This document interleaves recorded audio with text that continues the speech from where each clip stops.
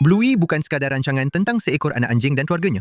Ia adalah rancangan yang secara senyap-senyap membina garis masa yang terperinci sepanjang 3 musim melompat antara masa lalu, masa kini dan masa depan. Tetapi kebanyakan orang tidak pernah berhenti untuk menyusun semuanya. Hari ini, kita akan lakukan perkara itu. Inilah garis masa lengkap Bluey dari permulaan hingga segala yang kita tahu tentang apa yang akan datang seterusnya. Mari kita mulakan. Sebelum Bluey dilahirkan, sebelum Bandit menjadi seorang ayah, sebelum Chili menjadi seorang ibu, mereka berdua hanyalah kanak-kanak yang membesar dalam dunia yang sangat berbeza.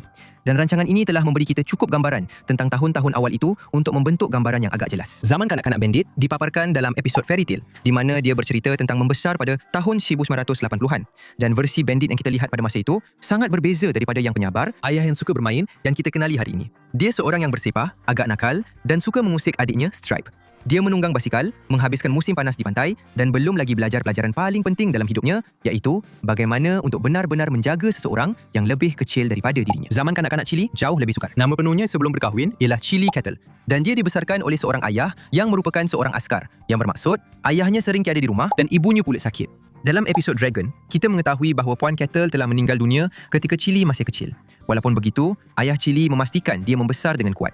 Dalam musim kedua episod Granddad, kita dapat lihat bahawa dia membesar berhampiran paya, belajar berenang di air terbuka dan diajar cara untuk bertahan hidup di hutan belantara. Ayahnya membentuk dirinya menjadi seorang yang tabah, berkemampuan dan sangat penyayang. Sekarang mari kita bincangkan bagaimana Bandit dan Chili sebenarnya bertemu. Dan di sinilah ia menjadi menarik kerana jawapannya bergantung sepenuhnya kepada siapa yang anda tanya. Versi Bandit membawa kita kembali ke episod Fairy Tale yang berlaku pada lewat tahun 1980-an di sebuah taman karavan percutian. Bandit masih seorang kanak-kanak. Dia terkena sumpahan oleh abangnya Radley yang bermaksud dia tidak boleh bercakap sehingga seseorang menyebut namanya. Dan semasa dia terperangkap dalam kesunyian, dia bertemu seorang gadis muda yang memakai kostum She-Ra.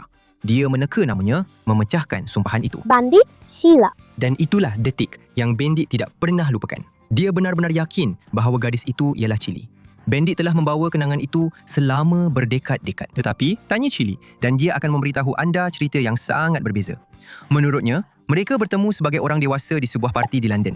Dan kenangan pertamanya tentang Bandit bukanlah sesuatu yang romantik. Dia sedang mengorek hidungnya. Itulah imej yang kekal dalam ingatannya sejak pertemuan pertama mereka.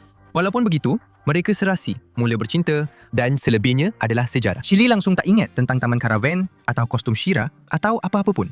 Ini bermakna Bandit menghabiskan bertahun-tahun memikirkan tentang seorang gadis yang langsung tak ingat dia pernah wujud. Tetapi cerita itu tidak berhenti di London. Selepas bersama, Bandit dan Chili masih belum bersedia untuk menetap.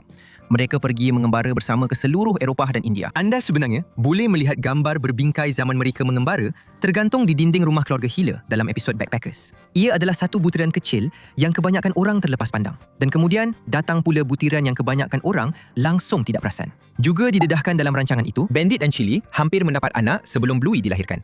Chili pernah mengandung dan dia kehilangan bayi itu. Dalam lakonan yang dipersembahkan oleh Bluey dan Bingo, apabila Bingo meletakkan belon biru di perutnya, ia mewakili seorang bayi yang tidak pernah dilahirkan. Joe Bram sendiri mengesahkan perkara ini.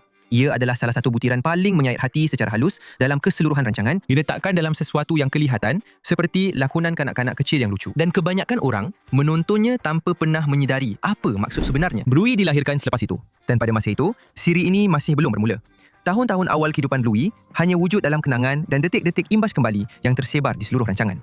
Dalam episod bedroom, kita lihat Chili sedang menyediakan ruang di mana Bluey dan Bingo pertama kali tidur, termasuk katil bayi yang mereka gunakan semasa bayi. Dan dalam episod Baby Race, kita mengetahui bahawa Bluey sebenarnya adalah yang terakhir di kalangan rakan-rakannya yang belajar berjalan. Dia sudah mengenali Coco, Snickers dan Judah sejak mereka bayi lagi. Mereka adalah kawan pertamanya sebelum dia faham apa itu persahabatan. Akhirnya, dia mengambil langkah pertamanya di dapur, berjalan ke arah Chili kerana dia mahukan pelukan yang sangat menggambarkan sifat Bluey. 2 tahun selepas Bluey, Bingo pula lahir. Tidak banyak maklumat terperinci tentang tahun-tahun terawal Bingo, tetapi satu perkara yang kita tahu ialah Bandit membawanya dalam vest pembawa bayi, sementara Chili memberi tumpuan kepada Bluey. Kita dapat lihat ini dalam episod Dead Baby. Sejak dari awal lagi, Bingo mempunyai ikatan istimewa dengan ayahnya yang berterusan sepanjang siri ini. Sebelum rancangan ini bermula secara rasmi, Bluey sebenarnya bersekolah di tempat lain. Dalam episod Bob Bilby, dia menyebut bahawa dia pernah membawa pulang maskot kelas sebelum ini, yang bermakna dia sudah menjadi murid di bawah Miss Retriever sebelum dia menyertai kelas Calypso. Perincian itu mudah terlepas pandang, tetapi ini bermakna ada satu bab dalam kehidupan awal persekolahan Bluey yang belum pernah diterokai sepenuhnya oleh rancangan ini. Siri utama bermula dengan episod Magic Xylophone. Di sinilah kita benar-benar bertemu dengan keluarga Hiller buat pertama kali. Bluey, Bingo, Bandit bekerja dari rumah sebagai seorang ahli arkeologi dan Chili bekerja di lapangan terbang.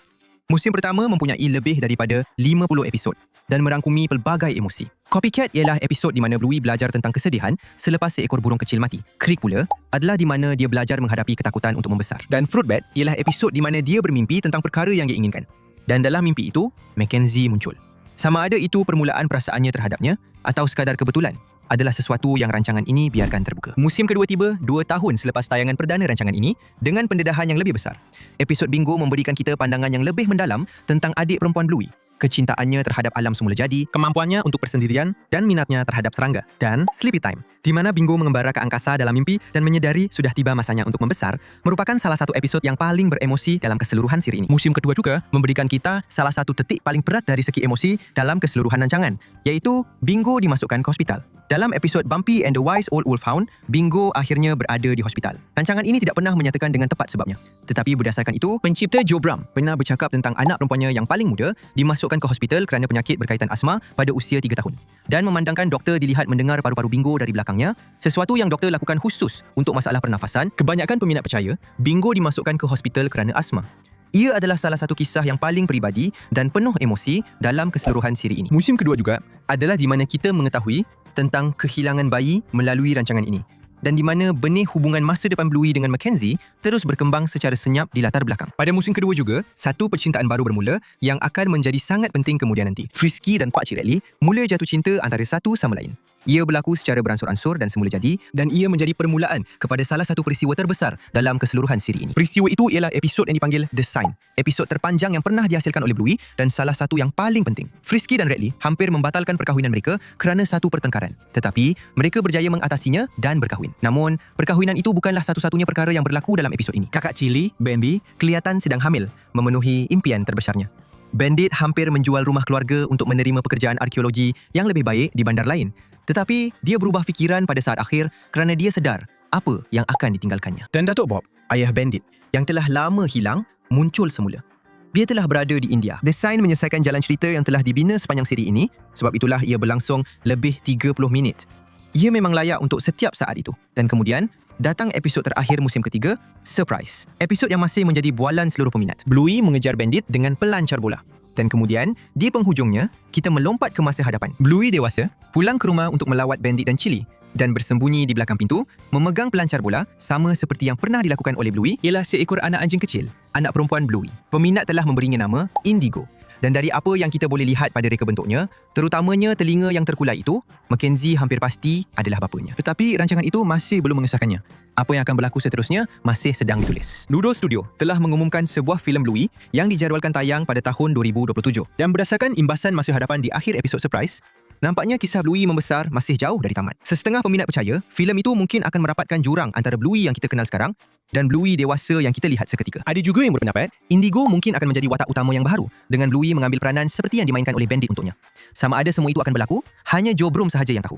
Tetapi garis masa itu sudah ada, bermula dari seorang budak lelaki di pantai pada tahun 1980-an sehinggalah ke seekor anak anjing kecil yang bersembunyi di belakang pintu dengan alat pelontar bola. Dan entah bagaimana, semuanya saling berkaitan.